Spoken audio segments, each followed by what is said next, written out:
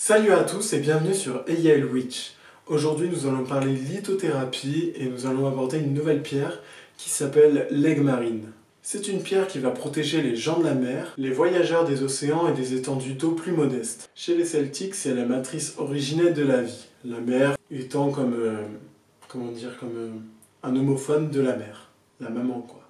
Au Moyen-Âge, on utilisait ces pierres en guise de collier pour combattre les maux de dents. Il est symbolique de la bouche en tant qu'organe de communication de la parole et d'insufflation de l'âme. C'est le lieu de passage du souffle de la vie, des nourritures terrestres et spirituelles, et ainsi que du souffle. On dit que ces applications en lithothérapie provoquent des vibrations douces, apaisantes et durables. Sur le plan physique, elle va combattre les allergies et les irritations de la gorge. L'Egmarine convient au chakra de la gorge, mais elle peut être aussi reposée sur la nuque pour aider au repos. Elle peut être aussi reposée sur la mâchoire contre des douleurs dentaires, mais aussi pour les oreilles pour favoriser les capacités d'écoute.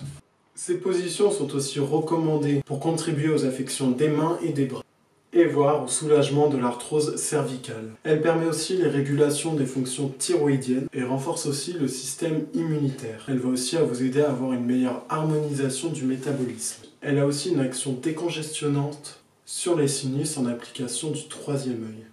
Tout ça pour le traitement des rhumes allergiques. L'Egmarine est présentée comme ceci. C'est une pierre bleue. Elle est faite en silicate d'aluminium et de beryllium. On peut en trouver en Afghanistan, au Brésil, à Madagascar. On peut aussi en trouver au Pakistan et en Sibérie. L'origine de son nom est tirée de la phrase eau de mer. Ses couleurs peuvent varier du bleu clair très pâle au bleu clair un peu plus soutenu, voire même des fois vous pouvez avoir des pierres un peu plus dans la couleur bleu-vert. L'Egmarine va faciliter la communication entre les individus. Elle va aussi faciliter le discours, le chant et l'expression de la vérité. Si jamais vous avez une vérité du coup justement à dire, vous pouvez l'utiliser, elle va vous permettre justement de pouvoir mieux la dire ou de plus oser la dire. Avec l'Egmarine, le chant est primordial et sacré. Il est considéré comme l'expression matérielle de la liberté individuelle dans un contexte social oppressant.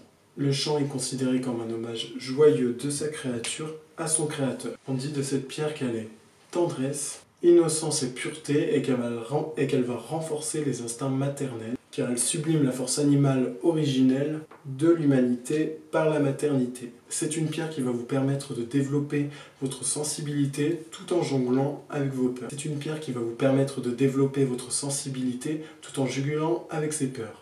Elle va faciliter l'expression créative, littéraire ou artistique aussi. Sur le plan spirituel, placée sur le chakra du troisième œil ou éventuellement sur le chakra du sommet, elle va permettre de développer sa perception au paranormal, à l'extra-lucidité notamment. L'Egmarine va vous permettre d'accéder à un haut degré de conscience. C'est une pierre qui va structurer l'esprit en lui donnant la raison. On dit que son goût pour la vérité va en faire le meilleur média lors du jugement dernier. Au niveau des professions qui vont correspondre, cette pierre va correspondre à tous les gens qui sont en relation avec la mer et plus précisément avec les gens qui ont une relation avec l'eau au niveau de leur métier. Ça peut être des militaires de la marine, des pêcheurs, ça peut être des marins, ça peut être des skippers, ça peut être plein de professions qui sont en lien. Il y a aussi des professions comme chanteurs, comédiens, conférenciers, ou bien même aussi certains commerciaux. Ce sont justement des professions dans lesquelles l'expression doit être favorisée. Mais aussi, y compris, on parle aussi d'expression artistique aussi, les plasticiens, les graphistes, mais aussi les écrivains par exemple. Et il y a aussi toutes les professions dans lesquelles la manifestation de la vérité est indispensable. Par exemple les magistrats, les avocats, les psychologues, les enquêteurs. Maintenant, pour la purification. Si vous voulez purifier l'Egmarine, vous devez utiliser de l'eau distillée salée. Pour le rechargement, vous pouvez la mettre sur un amas de quartz ou alors vous la mettre tout simplement au soleil. Pour les signes astrologiques qui sont en lien avec l'Egmarine, vous allez retrouver le Verseau, le Poisson, le Gémeaux et la Balance. Par expérience, si jamais vous l'achetez dans un magasin ésotérique ou autre, pensez bien à la purifier et à la recharger parce que personnellement, moi, c'était une de mes premières pierres et j'avais oublié de la purifier et en fait, à la base, j'avais utilisé pour la gorge, pour m'aider au niveau de la voix parce que j'aime bien chanter. Et en fait, ça fait tout l'inverse au bout de 2 heures. C'est-à-dire qu'au bout de 2 heures, j'étais devenu complètement aphone.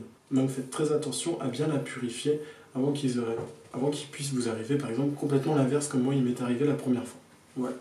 Ce tutoriel sur l'Egmarine est maintenant terminé. Si vous avez d'autres questions, vous pouvez m'envoyer un mail ou me contacter via Facebook. Si jamais vous avez des idées, vous n'hésitez surtout pas, je suis preneur. Et à bientôt pour de nouvelles vidéos.